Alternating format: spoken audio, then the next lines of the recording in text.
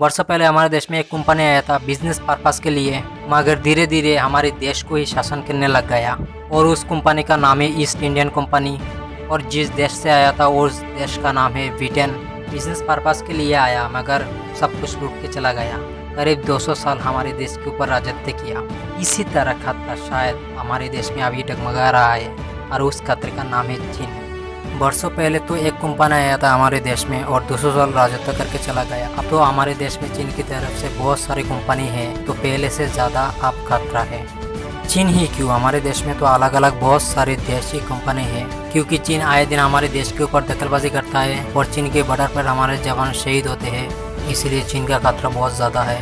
अब तो बेडरूम से लेके बाथरूम तक, मोबाइल से लेके मोबाइल के ऐप तक चीन घुस चुका है। जहाँ देखो वही चाइनीज प्रोडक्ट। और अगर इसी तरह चलता रहेगा तो इंग्लिश की तरह चीन न हमें एक दिन शासन करने लग जाए। इसलिए चीन का हर एक सामान का बहिष्कार करना चाहिए, जिससे चीन हमारे देश के ऊपर पावर ना खटा पाए। और हमारे देश की ज़्यादा से ज़्यादा सामानों का यूज़ करना चाहिए, जैसे हमारे देश की डेवलपमेंट हो। ये जो स्वदेशी सामानों का व्यवहार और विदेश का सामानों का बहिष्कार, ये बहुत पहले से ही शुरू हुआ था। 1905 से ही शुरू हुआ था, जिसको हम स्वदेशी आंदोलन या स्वदेशी मूवमेंट के नाम से जानते हैं। उस समय विदेशी सामानों का बहिष्कार का मतलब इंग्रेज द्वारा बनाया हुआ हर सामानों का बहिष्कार करना था।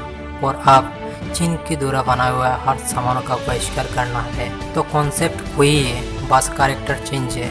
आज आज़ादी का दिन है और ये आज़ादी बहुत शहीदों के बलिदान की वजह से मिला है। और ये अनमोल आज़ादी किसी विदेशी कंपनी के पास ना जाए, खास करके चाइनीज़ किसी कंपनी के पास ना जाए। इसलिए चाइना का हर एक प्रोडक्ट का बहिष्कार करनी चाहिए और अपनी देश का सामानों का ज़्यादा से ज़्यादा इस्तेमाल करनी चाहिए।